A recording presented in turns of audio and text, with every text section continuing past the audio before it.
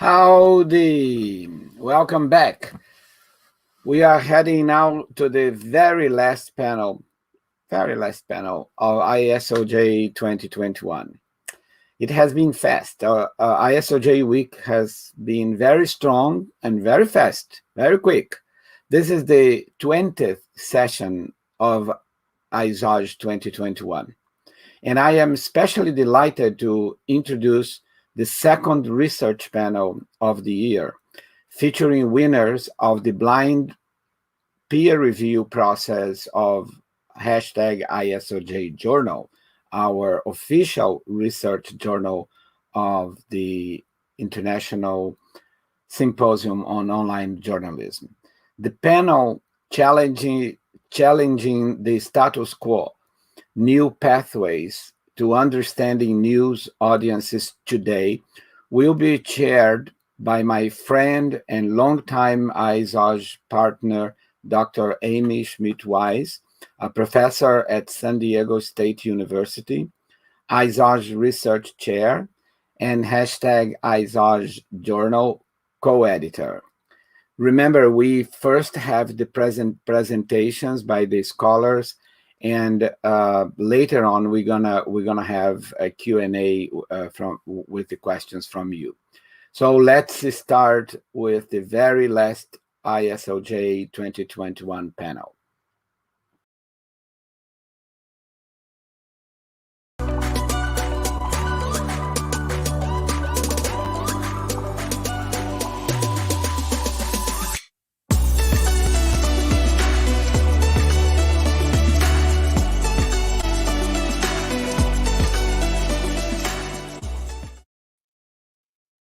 Hello, everybody. Welcome to our last panel of ISOJ. We always save the most amazing part for last, which is the research. We are so happy to have with you today our 3 remaining articles from the paper competition that we've held that also appear in the ISOJ Journal. It's going to be available in print, and you can also check it online at isoj.org/research to read the amazing work of these 3 great articles that we have today. Our panel of scholars today are looking specifically at the evolution of Latinx media, and also we're taking a deep dive into what does journalism engagement mean in today's environment. So with this, we're going to go ahead and jump in, and we have our first presenter, Mark Poepsel from Southern Illinois University at Edwardsville, and he's going to jump in and tell us specifically how do we see journalism engagement being done now, and where can we go from here? Well, thanks very much, Amy. It's a pleasure to present again at ISOJ. This is obviously not my first time presenting here. Make sure that I'm sharing the appropriate screen. If everyone can see my screen, I'm going to go ahead and proceed from here. My paper was called the Thematic Analysis of Journalism Engagement and Practice. This was done obviously while at SIU Edwardsville, where I've been for several years. And this was part of sabbatical research. And some background, of course, engaged journalism goes by many names. It's just that engaged journalism or engagement journalism seems to be winning out over these other terms that still show up in the scholarship. So they'll still appear in a literature review and in any discussion of this type of research. But the sort of umbrella term engagement journalism does cover participatory journalism, civic or public journalism, citizen journalism, at least when it gets incorporated into professional practice as engaged journalism, and of course, solutions journalism. A good definition comes from Jake Batzel's book, Engaged Journalism, Connecting with Digitally Empowered News Audiences from 2015, his award-winning book. And this is the one that I'm using in my study. Engaged journalism is that which must actively consider the needs of an audience and wholeheartedly embrace constant interaction with that audience. And so it's the interaction part that I'm focused on in this research. What kinds of interaction and what for? Some possible what fors, kind of setting up the study. Of course, to inform folks, just to provide news content. Also to engage citizens with the news organization to produce content to influence the news agenda, but also to engage with citizens in discussion, possibly problem solving with each other. That was one of the things that interested me in doing this study from the outset was, there seemed to be a surprising number of times when news organizations are engaging with members, people formerly known as the audience, as Jay Rosendale Gilmore might say, not just to produce content, but just to basically host events and get out in the community and bring the community together. So another purpose of studying this, engaged journalism and this practice is to see if there's at least a little bit of reciprocity going on. If we're starting to build these engines of social engagement, these engines for social capital, how is that being done? How might we be doing it better? Which basically taking a broad view of what kinds of practices are out there and asking which ones are best at fostering a community. Good community is a factory for reciprocity, the exchange of ideas, expertise, services, goods. Relationships do matter. And it is interesting when news organizations foster relationships and engage in communities, in some cases reasserting their position as leaders of community discussion and as just community leaders in general. So this study is about that type of engagement, not about the audience metrics side. If you want to read more about the division in the industry between reception-oriented metrics, the kind that you might see like Chartbeat type measurements of engagement, right? That's a different study. This is more on the production-oriented side, more about journalism, audience relationships. So my production-oriented research question was this: what do news organizations actually do when they practice engaged journalism, and how prevalent is the function of fostering community conversation as opposed to the function of fostering collaborative content creation? And so to find out, you need some examples, and I went looking for existing databases. Being on sort of a limited time frame, limited budget at SIUE for my sabbatical, I wanted to find a database that already existed. And of course, Gather came to mind immediately. There's a great community of people putting together these, Gather case studies and really encouraging each other to do this type of journalism. So it was actually 50 case studies of some length and then 50 research briefs found and written by journalists, University of Oregon grad students, faculty, other engaged journalism leaders. And so the method methodology, the method approach that I used in doing my study was thematic analysis. It's a nice qualitative kind of generic big picture kind of research method. And basically you just break down a large body of data into a global theme, some organizing themes, and then beneath those or building into those some basic themes. And so the global theme, of course, is engaged journalism. The organizing themes I found in looking at roughly 100 case studies and blurbs were content collaborations, facilitating conversation, which I've already alluded to. Of course, I was going to find those. I was looking for those. And what I'm calling random acts of empowerment, which I'll explain. Basic themes, let's go to the graphics. So the basic themes include engaging individual citizens and engaging organized groups as part of content collaborations. I found it was important to do that breakdown because it's kind of at what level of community are these collaborations happening. And then under facilitating conversation, there was person-to-person, truth-to-power sessions, and what I called the soul-searching journalist. And I can explain more about those a little bit later, but those things all kind of build into, those are all kind of logical breakdowns of the facilitating conversation approach.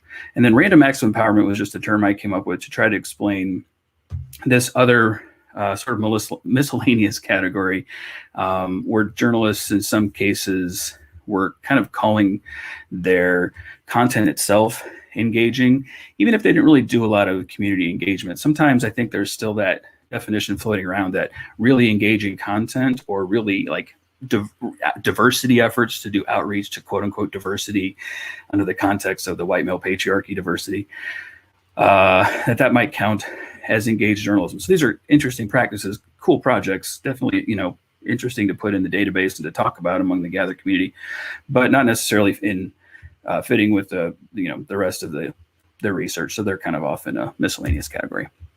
Some takeaways in plain English. Content collaboration obviously dominated. I'm going to go ahead and flip back. I'm not going to do this too often, but content collaborations were nearly 2/3 of the examples that I studied, of the cases and research briefs that I studied. Collaboration with individuals appears to be cheaper. Think crowdsourcing. And so that might be one explanation for why there was a lot more content collaboration, and a lot of it was with individual citizens. Facilitating conversation was almost a quarter of the data, so it definitely made an impact. It makes a dent in the database of Gather. It's something that news organizations are doing, and it's worth further study. But a third of that was news organizations seemingly trying to remind citizens that they exist, just going out there in communities and reminding people, hey, we're here and this is what we're doing. So those are kind of borderline public relations efforts, and maybe not, you know, to the end of engagement journalism kind of at its most prominent or the highest possibilities. But, you know, it is something that news organizations can do. And, you know, in tandem with other engagement efforts, it makes sense. These aren't happening, of course, in mutually exclusive conditions, nor should they.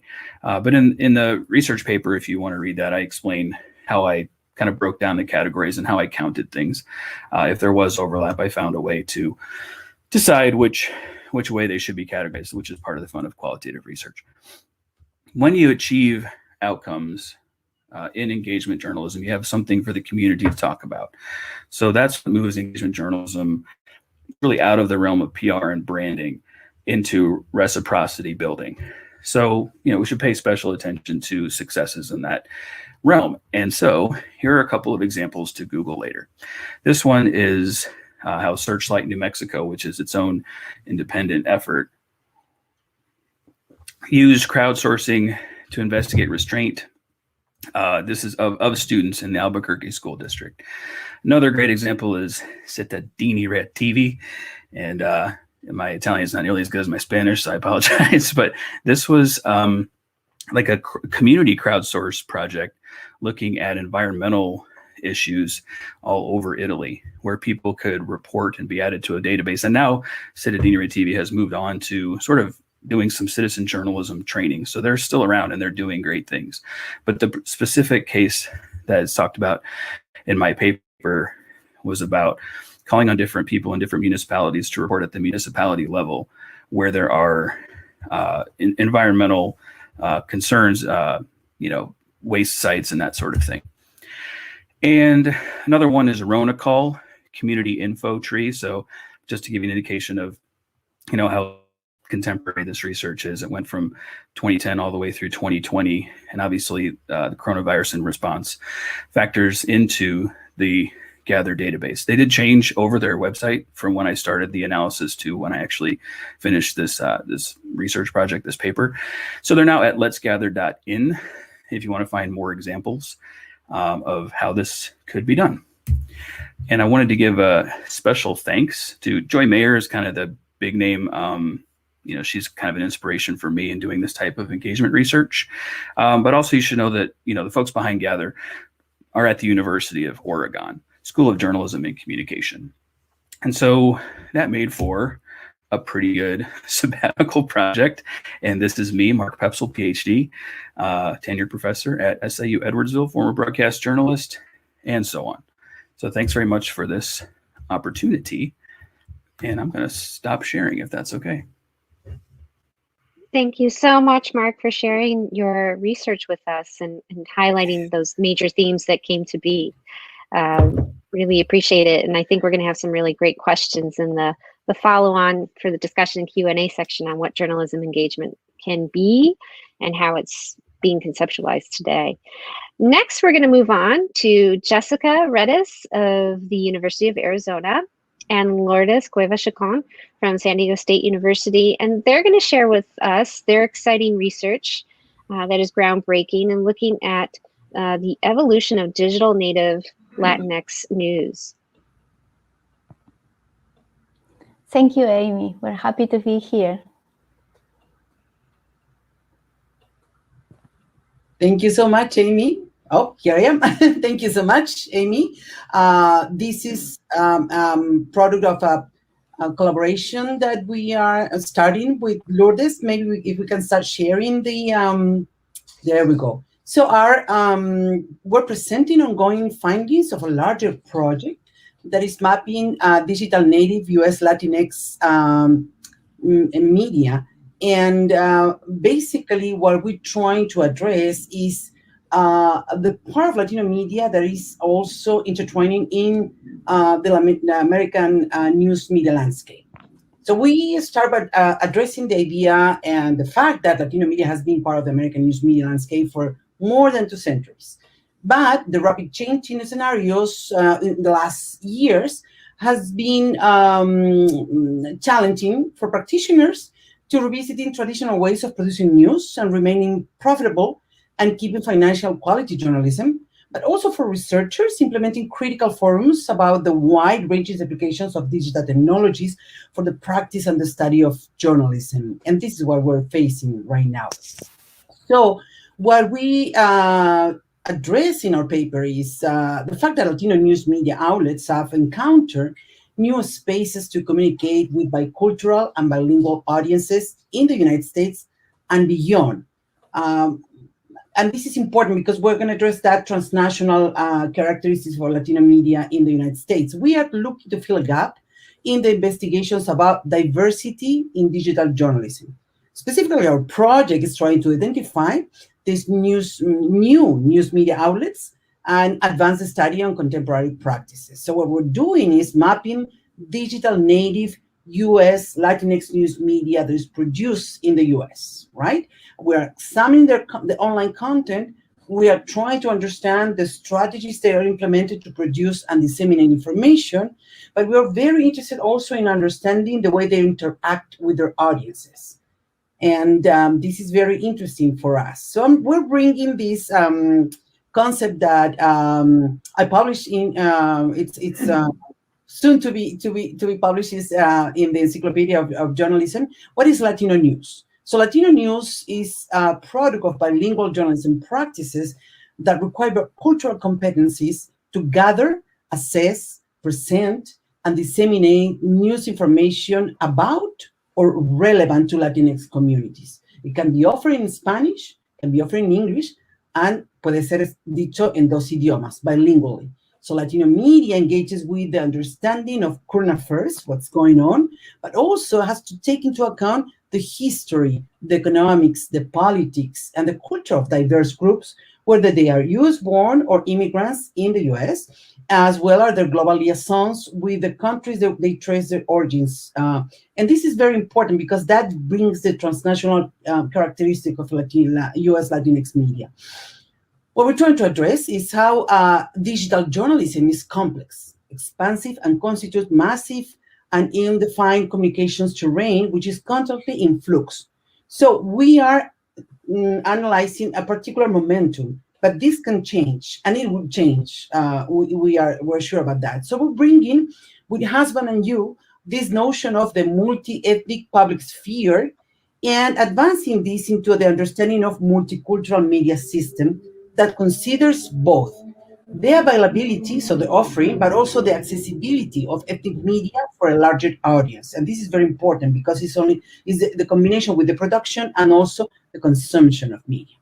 So we're saying that by mapping ethnic media that produce in English or bilingually online, we want to help advance the theoretical debates on ethnic media as independent spheres, focusing on speaking and listening to minoritized voices, to move the perspective into understanding what needs to be in place in order to enable these voices to be heard. And for that, we seek to bring light to what we believe is an understudied area in the American digital journalism studies, which means how race, language, and news information needs intertwine in the American news media landscapes, in their stages of emergence, dominance, and sometimes it's survival or extinction conditions. It depends on the different case studies that we are analyzing. In other words, and this is what we're trying to address with this paper, we're looking at the Latinx component of the American digital journalism. Thank you, Jessica. So for this specific study, our research question is, what is the current state of Latinx digital native news media in the United States? And we did a study specifically about digital natives in the continental US. So Puerto Rico, for instance, is not included in this study. Our methods involve digital ethnography. We looked at the news outlets and how they have their footprints in the digital realm. And we also consider the journalists who produce content, but that sometimes extend the mission or the vision of their own news organizations. We also consider that in our study. We did an extensive search of and consistent search of reports, projects, directories, different sources where we can find and identify these organizations. And then once we found them, we did qualitative and quantitative content analysis of these variables: ownership, philosophy, technological approach to news, the platform they used, where they were located, the size in terms of staff, the audience that they were trying to reach, and the language or languages that they used. So we found, we identified a total of 103 Latinx digital natives. And we can say that even though they are present in the US from early as 2001, most of them are young, as you can see in the graph. We also found that more than half of them deliver their content only in Spanish, 28% only in English, and 15% in both. We only identify one digital news. It was a podcast that the anchor delivered bilingual. So she switched languages during the program to try to make it accessible for both populations. We also found that most of the news outlets are concentrated in 4 states in the US. However, they are also growing and being part of areas where the Latinx populations are growing, such as Nevada, Illinois, Indiana, Michigan, Wisconsin, and New Hampshire. 2/3 of them are privately funded, and a big chunk of them, 40%, actually have teams that are of 4 people or less. In terms of the content that they produce, these are the platforms they use. So they produce original content from messaging apps, websites, social media, or podcasts. But about half of them produce original content for more than one platform. You can see there what are the preferred social media, and something that we found interesting is that more than 7% of them produce content and distribute them through messaging apps such as WhatsApp and SMS. And here is what are the audiences that they're trying to reach. You can see that half of them try to reach national audiences, but they also are regional, local, and hyper-local.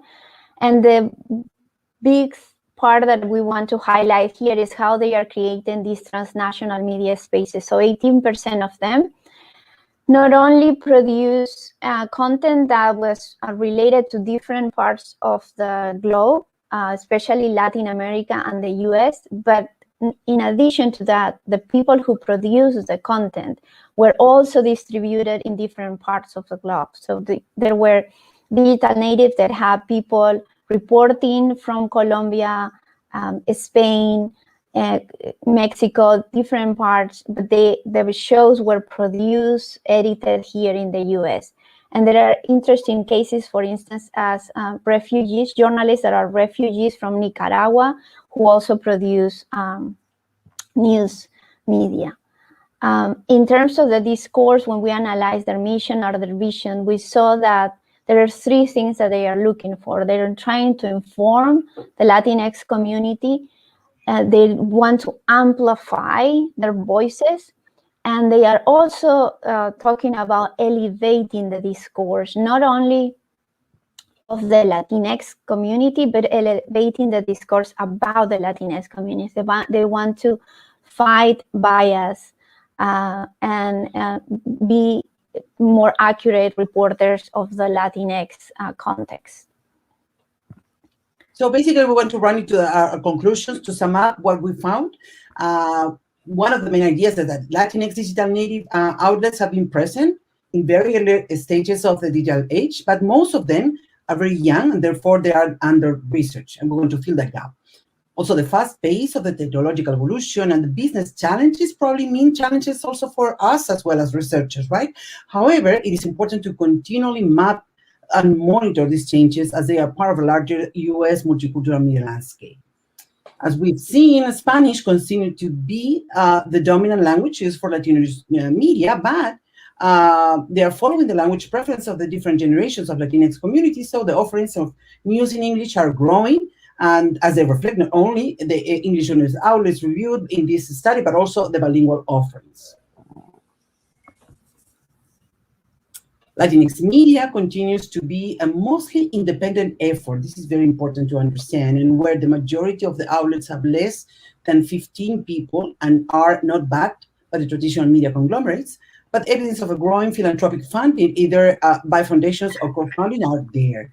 The study shows that contemporary digital native Latinx news media participate in the higher interconnectivity and intermediality practices beyond geographical boundaries, language barriers, and hyper-fragmentation of audiences. And this is us, our last slide. We are Jessica Retis from the University of Arizona and Cueva Chacón from San Diego State University. I hope you have some questions for the Q&A session. Thank you. Gracias. Thank you so much, Jessica and Lourdes, for that really helpful and insightful look at the state of Latinx digital news today. Now we're going to move on to another pathway of looking at Latinx news and media, specifically from the perspective of science and health reporting, from Ryan Wallace at the University of Texas at Austin. Yay! Hi. Hook 'em horns. And so he's going to be talking with us about his research and this other additional layer that's crucial to understand in this current moment. Thank you so much, Amy. Good afternoon, everyone, and thank you so much for joining us for this research panel. My name is Ryan Wallace, and I'm a doctoral candidate here at the University of Texas at Austin. Today, I'm going to talk to you about a research project I've been working on this past year titled The Language of Online News: How Science and Health Reporting in English Impacts Latinx Audiences.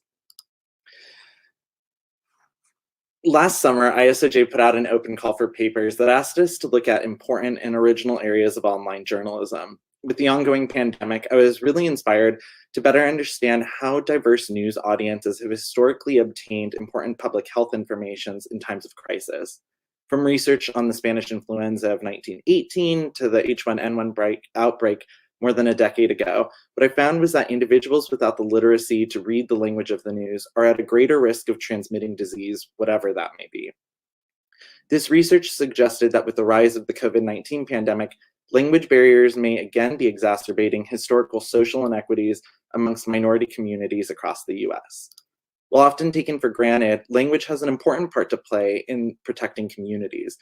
Public health programs formulate health messages in vernacular languages to help diverse communities understand new threats and how they can combat the spread of disease. However, mass media across the United States is primarily constructed for an English language audience and often neglects the sociocultural and linguistic needs of its minority audiences. Groups like Latinx and Hispanic communities are brought together by a common language and shared sociocultural identities, in addition to unique symbol systems, most of which are largely absent from today's news media. And this has sparked growing concern about the disproportionate health disparities that these communities face, in large part because they have limited access to reliable scientific information. Considering the greater burden of disease amongst minority communities and the ongoing global pandemic, this study sought to better understand the linguistic characteristics of science and health reporting online, as well as the implications of existing journalistic practices.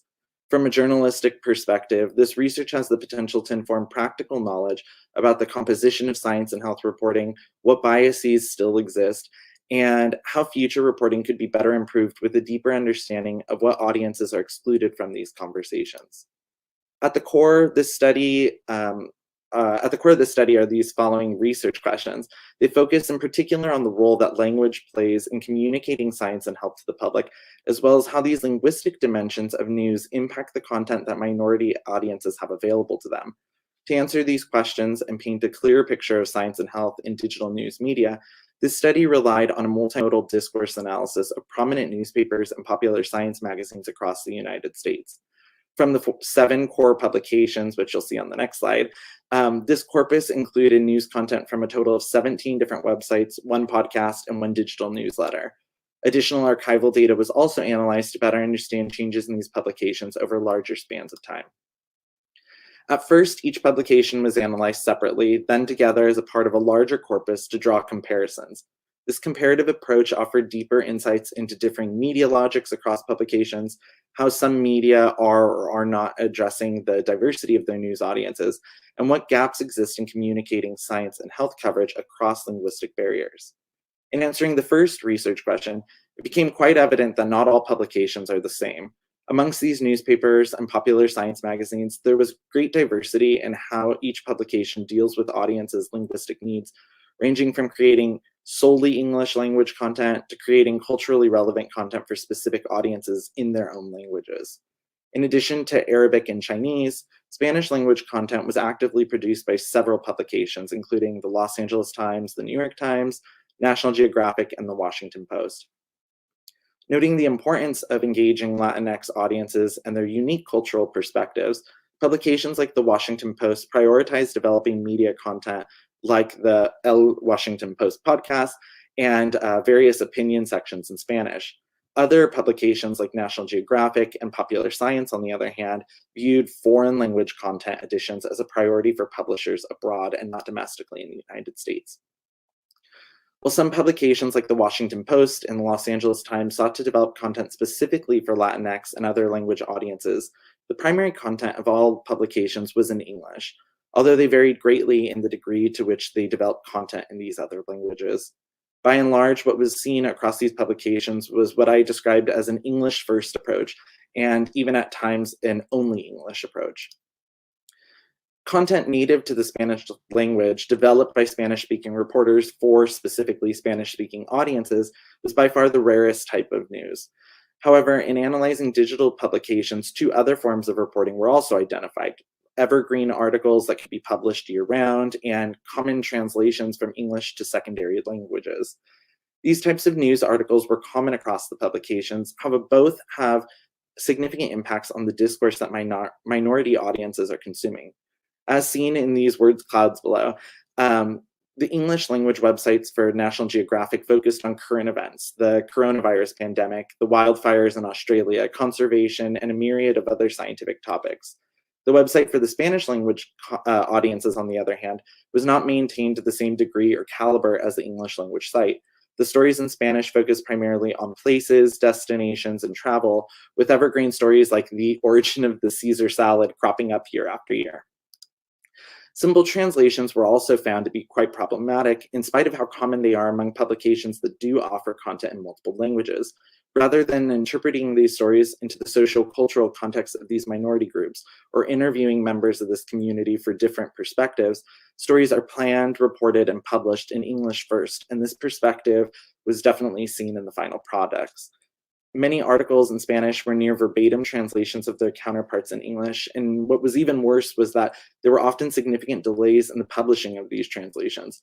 Additionally, while some stories are translated, many are not, which means that the news minority audiences consume is far less diverse. In the end, the study found that although the US does not have an official language, English is the primary language of news media.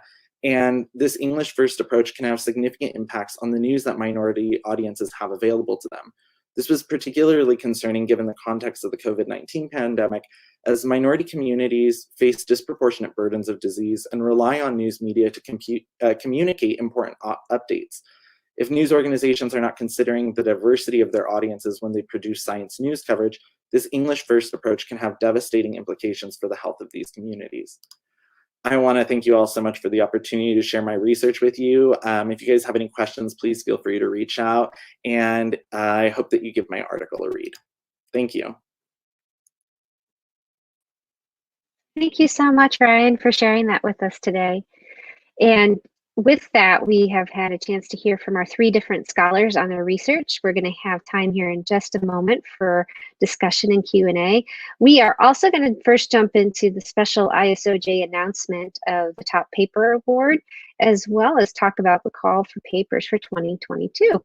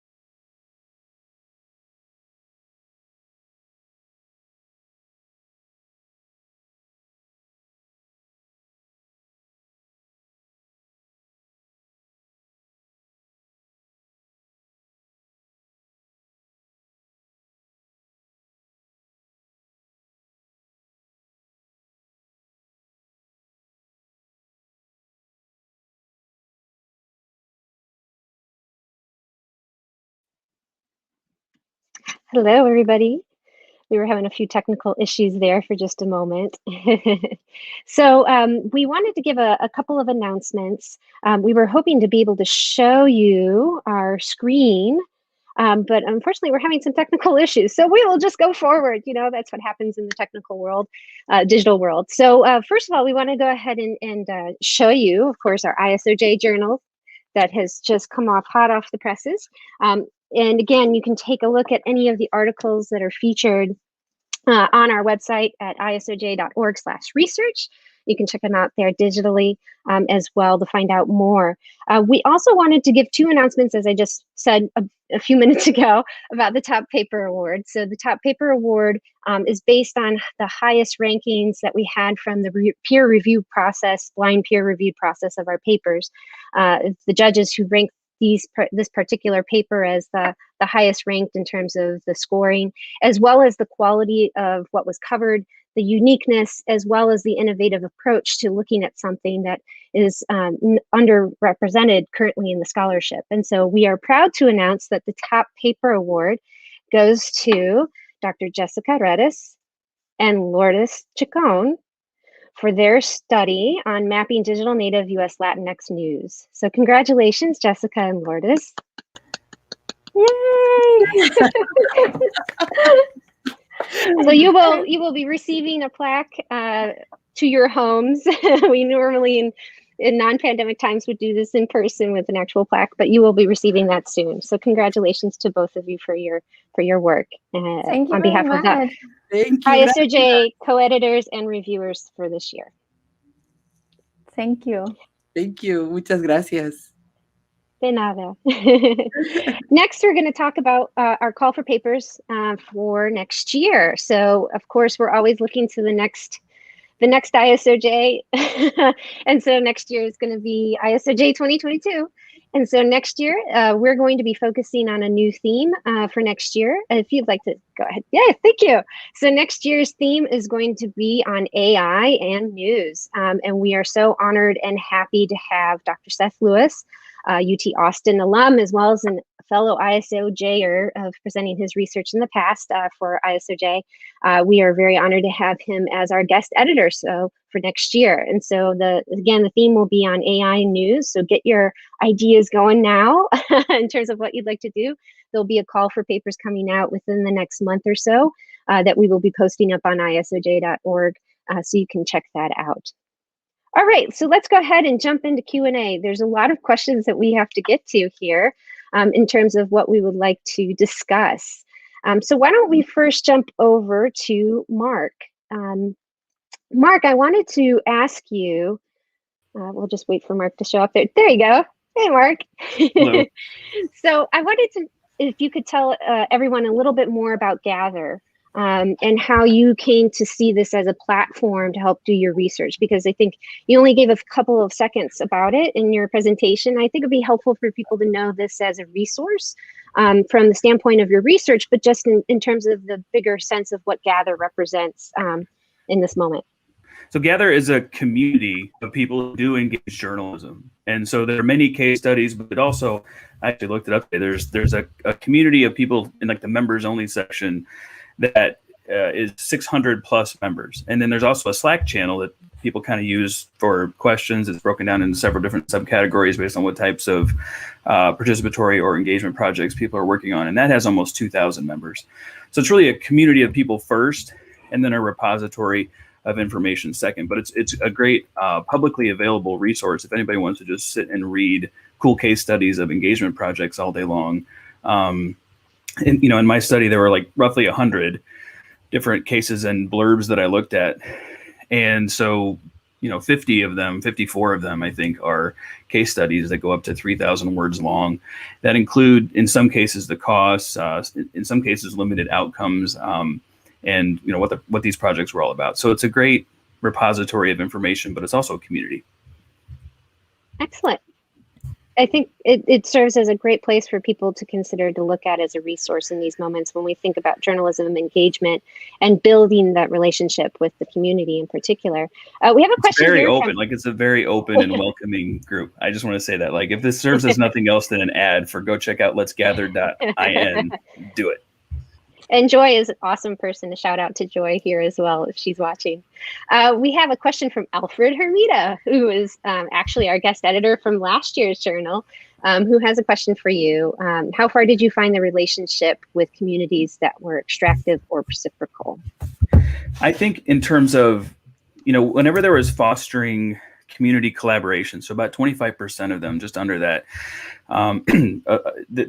this was news organizations going to communities and saying, talk to each other, or talk to us. And those did not tend to be, in my estimation, very extractive. They tended to be like post 2016, we have this, kind of like insane antipathy from left and right wing America. And can we get them together to sit across the table and recognize that we have things in common, not just differences? And so these are valiant efforts, but often like one-offs, right? And so I would categorize most of the community collaboration. So most of the 25% of the 100 case studies and briefs out there to be like non-extractive, like real, like reciprocal community building kind of efforts.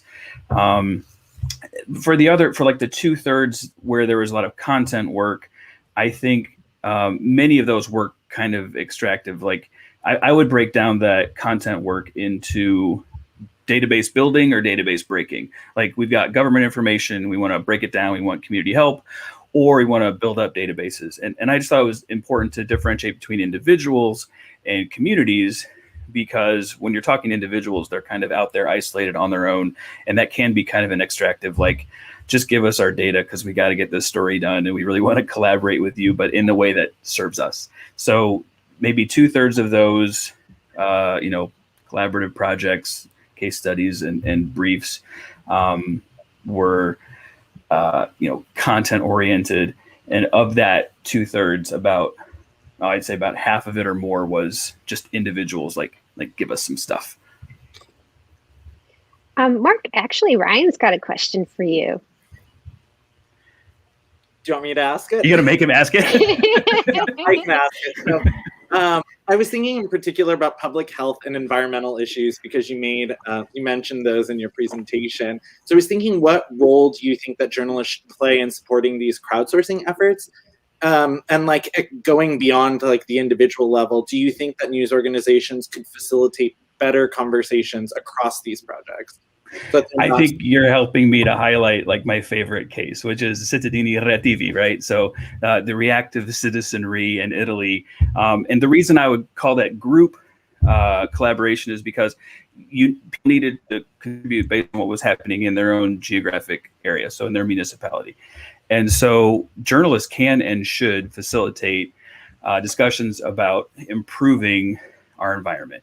I think it's like one of the greatest uses of collaborative or engagement journalism for the purposes of reciprocal community fixing. We're literally talking about physically fixing what was broken or messed up environmentally in these communities. And it begins with tracking. It begins with building database. But in this case, I don't see this as extractive journalism because they continue to track outcomes, if there's any improvements, if there's any legislation, and they continue to train now, having returned to the case studies after doing this, kind of original analysis back during my sabbatical.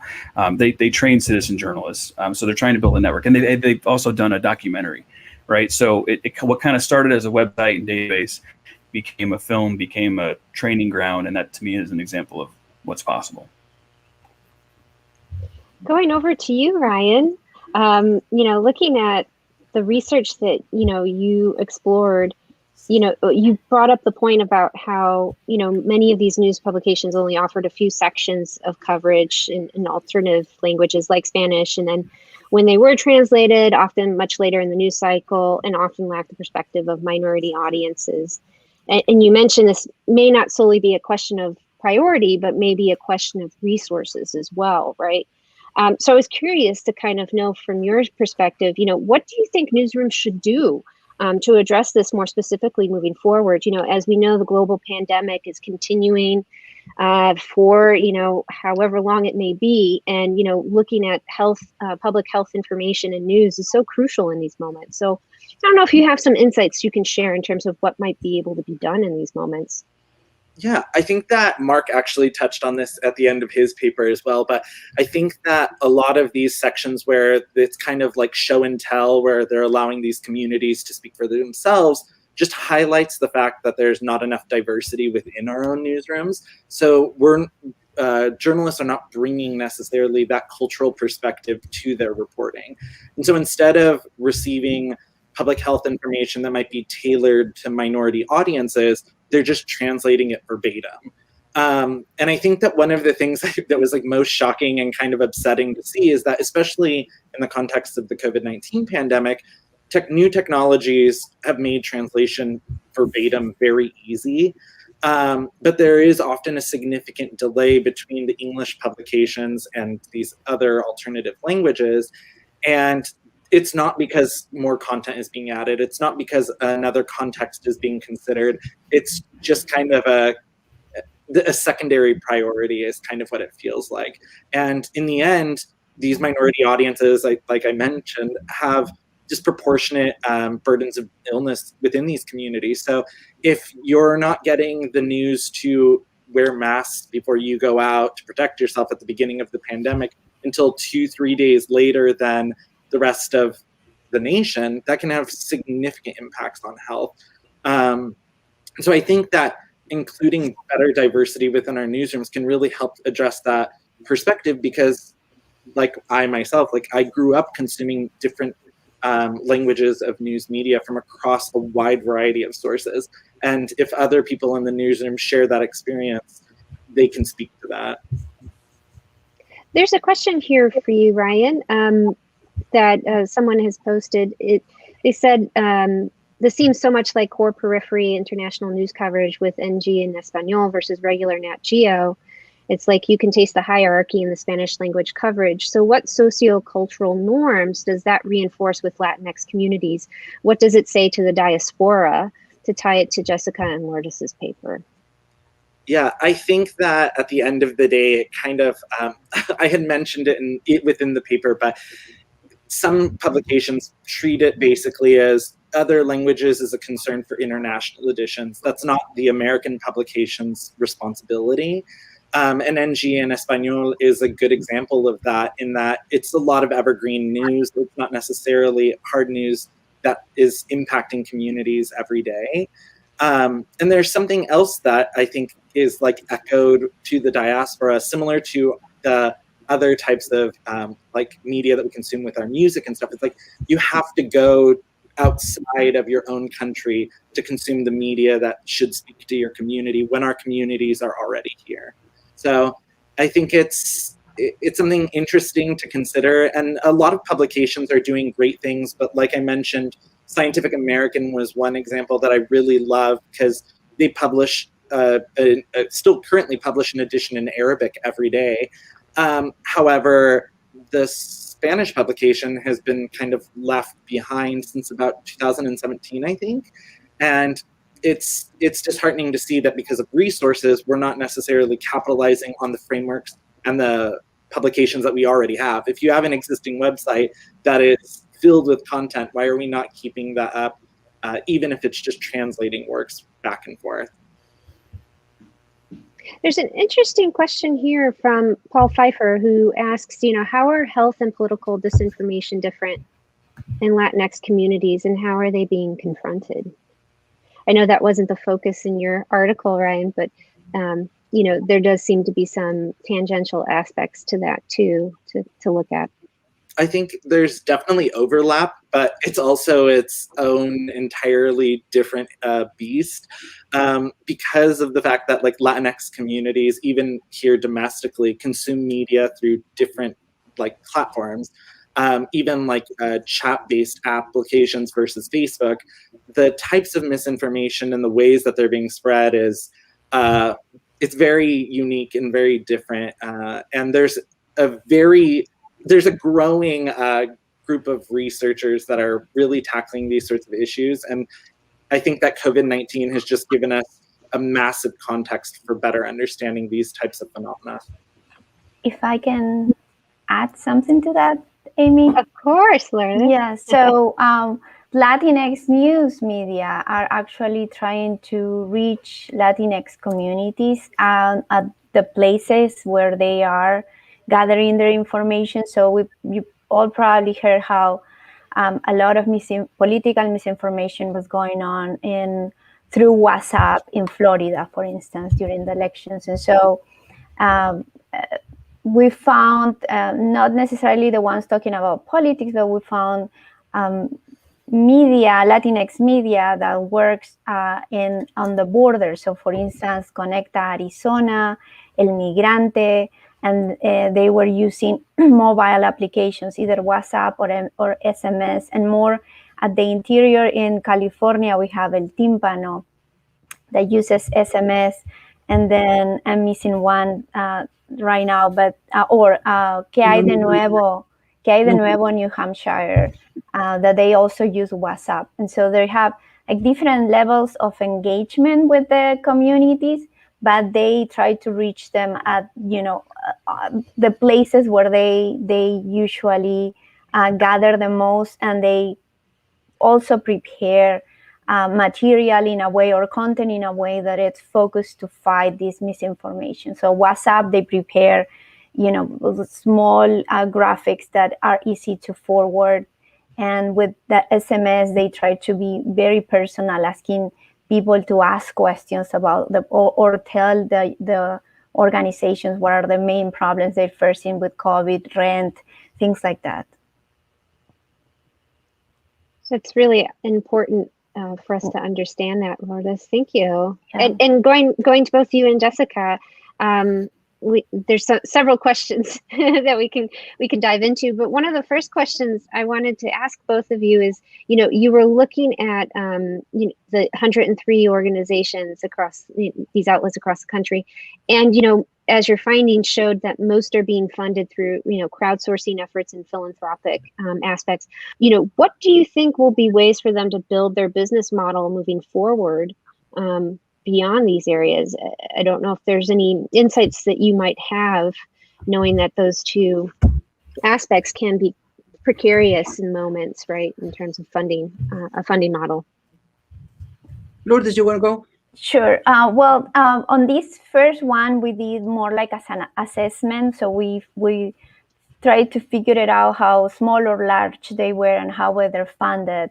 Another step in our longer research is to actually interview them, to ask them, what is it that you're trying to do? But, we found a trend, a confirmation of a trend that it's most of the Latinx media is privately funded, but the crowdsourcing and the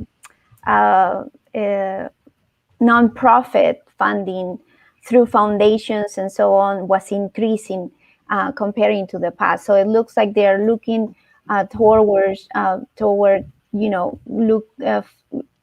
getting this type of funding in a larger amount than before. And the other thing that it's important is that large organizations like Univision and Telemundo, they still produce like new digital content, but they stay like at 25% of the funding. So they are still also an actor, let's say, in this landscape where they fund new digital natives.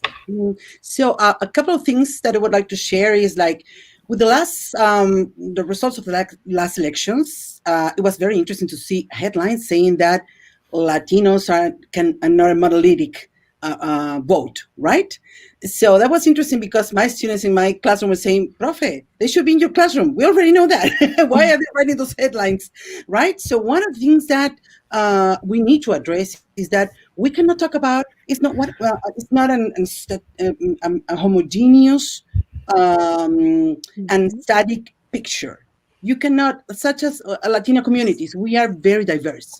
And as we are very diverse, the media we produce, distribute, and consume is very diverse in several aspects. So we have to go through the intersectionality lenses to understand these. We are very diverse. And regarding funding, is very interesting because there is a huge trend of big funders trying to help grassroots ventures. But what I think is very interesting because maybe they are not that aware of where they are and how they function. And that's why we want to address this with this research, because we are both, Lourdes and myself, we are also journalism educators and bilingual educators. So we consume this media. So we check the media that we are, and we understand this media. So we understand the synergies, and we understand that this is very diverse. And the fact that we are interested in this topic is because what we see and what we're addressing in our paper is there's a lack of understanding of this. So there's a huge gap in diversity within digital journalism in the US, because we're not talking about something different from the American landscape. That's the other part that we really want to address. This is the Latinx part of the American landscape. So we are part of the American landscape, and this country is going to be the largest Spanish language country also in the world. So this is part of all these synergies. Somehow we are going into what linguistics are talking about right now, about translanguaging. And this is very interesting. Latinx media is translanguaging everywhere. We vamos para arriba y para adelante, back and forth with languages. We speak languages, both languages at the same time sometimes, and we can communicate in both languages. So this is a translanguaging momentum that is also happening in the media landscape. I see that as a virtual public sphere, right? And you need some cultural competency also to get into these spaces. So it's a very interesting and excited research topic for us. Definitely, and I think we're all going to want to read the next research that you publish. It's going to be a book. We're going to I think Mark's got a question for both of you that kind of dives into this a little bit more. I think I can state it pretty quickly as well. In diasporic communities, do you see these news organizations creating communities locally, or more so serving as a bridge to the quote unquote homeland? All the above. Okay, so it's not an either or. It's exactly. So it's very interesting because it's we don't have right or wrong answer. It's like all of the above, and it depends on your age, on your migratory process, on your gender, on your gender identification, on your political perspective, on your socioeconomic status. So that's why it's all of the above.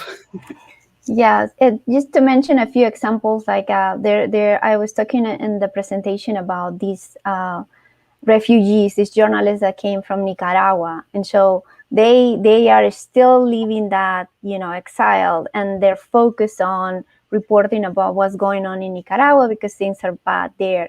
But then you have cases like El Tímpano, for instance, and they don't care where you are from. They just want to know what is it that you need, what answers you need to be, what answers do you need right now because of the pandemic? What's the information that you need? And so it doesn't matter. It's just you here now, while there are others that are focused in different places. And then there are others like El Hilo, for instance, from Radio Ambulante, that what it does is that bridge, because it reports, like every week, it tells you what's going on, what's the main thing going on in one of the countries in Latin America. And so, yes, it's all of it. Is there a standard development process for these sites? Because like Animal Politico, right, in Mexico, that started as a Twitter account and grew into something much bigger. Is there a mode of growth, or are they all over the place? We see it as a Venn diagram. Well, they interconnect. So, and sometimes, for example, we are like, Lourdes, did you get access to that particular medium? Yes, I'm there. So we're trying to keep, we follow them and we engage with them, because for us it's very interesting, because we really, really, really want to understand what's going on. And what happens, and this is what we're seeing, is like it depends on the momentum. So in a certain moment it was about elections, right? Another moment it's about health. Another moment it depends, because Latinx communities are interested in various topics, and it's what we say in my classroom.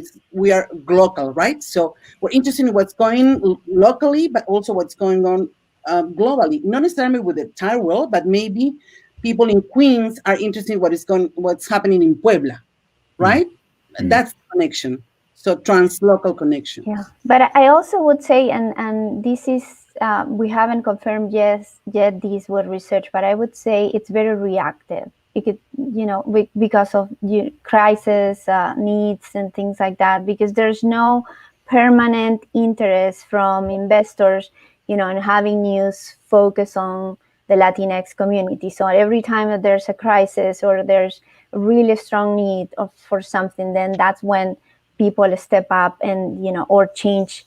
If they're already operating, they change gears. But I would say it's very reactive. It's not organical in the sense of like Animal Politica, that you have time to talk about it and improve it and develop it, right? No, I would say it's a little bit more reactive. But there was a case in my data about that happening in Puerto Rico, right? Yeah, in Puerto Rico, it's its own animal. That's why we didn't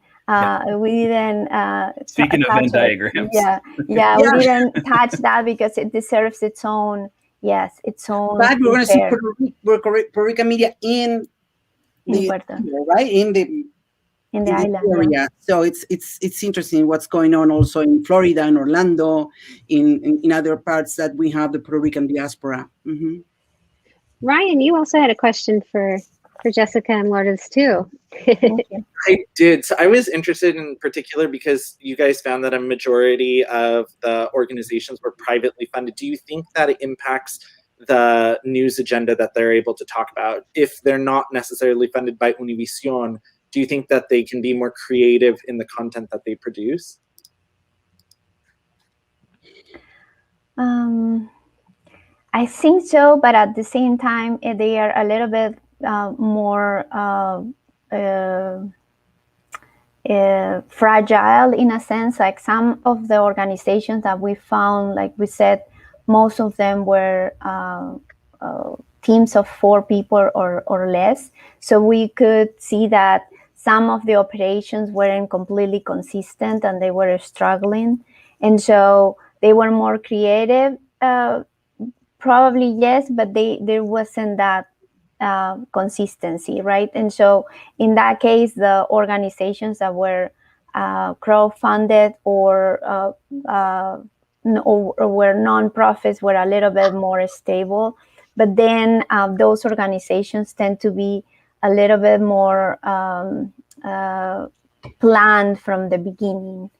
And I keep coming back to El Tímpano and El Migrante and all of those because we're working on another paper that we presented at ICA.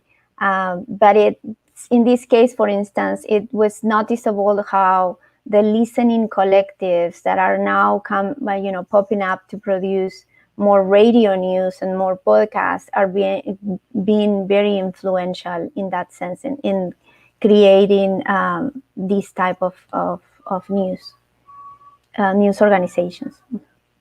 I was just going to say, I'll echo that too, because even within my paper, I found like El Washington Post podcast, there were some publications in developing like podcast news or opinion sections where maybe the news, like the hard news, was not necessarily being translated, but there were these other media formats that were more that were freed up, I guess, to speak to Latinx audiences in their own language.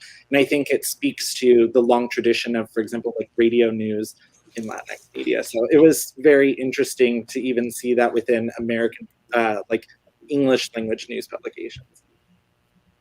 Yeah. So I think we're going to be wrapping up here. And so I wanted to give you a couple of minutes to think on the fly here before we end our panel. But, each of you, dived into looking at, the news audience, the communities in a different way. And just as the title, of our panel is about challenging the status quo. So I wanted to ask each of you if you could share with everyone watching right now and those who will watch later, what would you say would be one key takeaway that should help, the journalist in the newsroom right now, the researcher jumping into perhaps this area for their research, as well as the educator who's looking to train the future of journalists tomorrow, how we can better understand, collaborate, and connect with audiences from the standpoint of the work that you've done in this research for ISOJ. We'll start with you, Mark.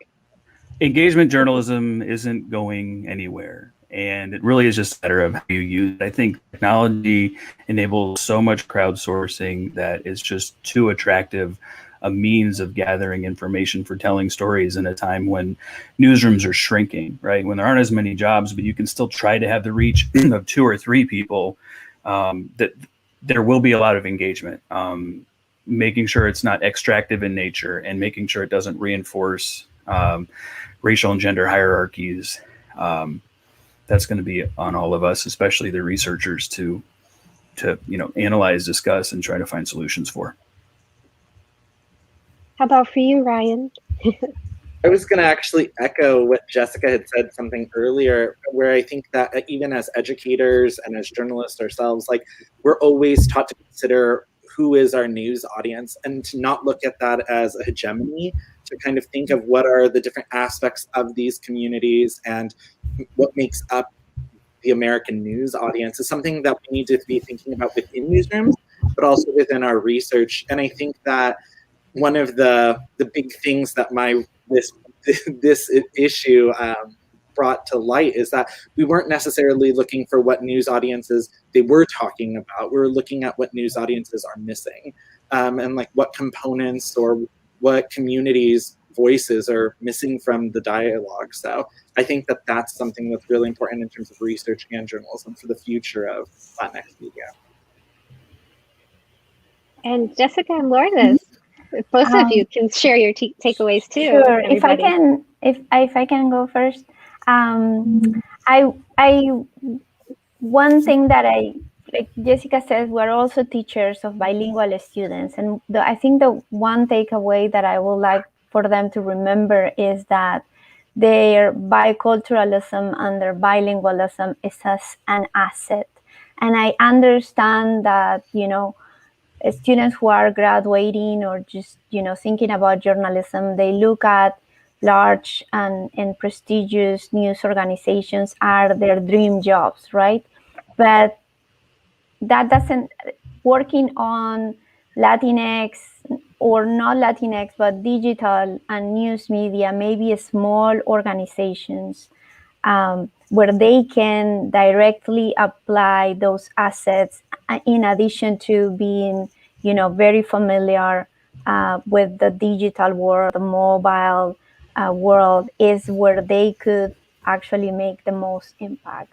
They can get closer to the audiences, engage with them, talk to them in their own languages, understand what they're going through, because they probably share part of that, how their families are composed, how their families go back and forth through the border, especially now, Jessica and I, we both live on the border. And so consider that, you already have the assets, you already are a millennial with, the skills, the technical skills. Just think about, those organizations that can get closer to the audience that need your assets the most. And I would like to say that, especially for future journalists, this is a moment to be creative, to be an innovator, to take advantage of what the digital space is bringing to you and to embrace that.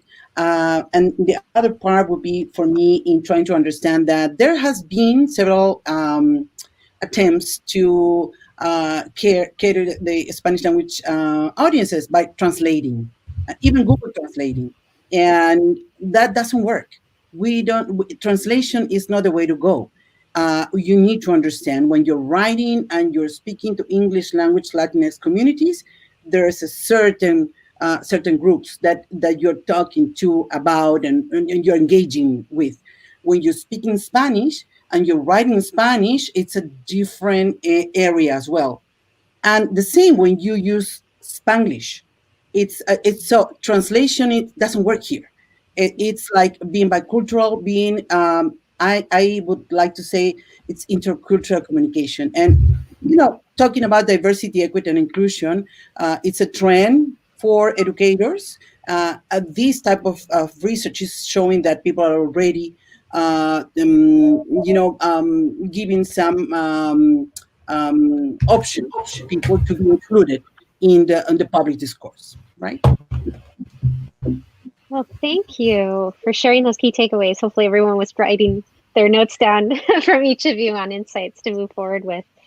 This has just been fantastic. Thank you for your time today and sharing with us your insights, and check out their research at isoj.org/research. And congratulations again to Jessica and Lourdes on the top paper award. And we just want to, thank everybody for joining us on this last panel. We saved the best for last. Research is the best for last for ISOJ. And I'm going to hand it over to Rosenthal, who's going to give you some last announcements. Rosenthal, the floor is yours. Yes, thank you so much, and congratulations to Jessica and Lourdes. This has been an awesome panel. I learned a lot, so thank you so much. And just like that, boom, it's over. The amazing panels, workshops, and keynotes of ISOJ 2021 have come to a close. But wait. The party is just getting started. Please join us for the ISOJ 2021 Virtual Farewell Party and Happy Hour hosted by the Moody College of Communication at the University of Texas at Austin. Bring your own food and drink because this time we cannot provide, but next year, I promise. Come enjoy a live performance by Carlos Rico, aka DJ Cutlass Supreme, a DJ and multimedia journalist based in California. He's really great, and you can enjoy the Shindig platform where our virtual party is going to be a great opportunity for you to chat with presenters, mingle among yourselves, and make global connections. Thank you again to all of our presenters of ISOJ 2021. Thank you for sharing your knowledge and expertise to our global audience. Thank you to all of you watching at home. We hope you have been able to get a lot out of our week-long experience. And now, big thanks for to our sponsors, Google News Initiative and Knight Foundation. Thanks to Univision Noticias for the Spanish language translation, and to JSK Journalism Fellowships at Stanford University for the welcome party on Monday, which was very great, like the one now that is coming up, hosted by the Moody College. ISOJ 2021 could not have happened without all the support that we have received. I couldn't end ISOJ 2021 without thanking Amy Schmitz-Weiss, my ISOJ research partner, Mallory Tenori, the Knight Center's Associate Director, Teresa Mioli, and all the Knight Center team. And also a huge thanks to B.A. Snyder, Grace Deering, and their fantastic production and creative team of Veritas Group agency that have been so helpful. Thank you also to the amazing Keith Burner and Mark Rogers from the Moody College tech team. And thanks to the great interpreters who work very, very hard and have more work tomorrow with the Iberian American Colloquium in Spanish and Portuguese. But the interpreters led by Stephen Mines are always fantastic. We have been working with them for many years. Sorry if I can't mention everybody by name here. And with that, we will see everyone in a few minutes on the Shindig for our farewell party. It's hosted by the Moody College of Communication. Find the link for the party in the chats now, and I see you there in a few minutes. And I see you all here in Austin for ISOJ 2022 in April 2022. Hopefully, again, here on our beautiful campus at the University of Texas at Austin. Thank you so much, and see you soon. Bye-bye.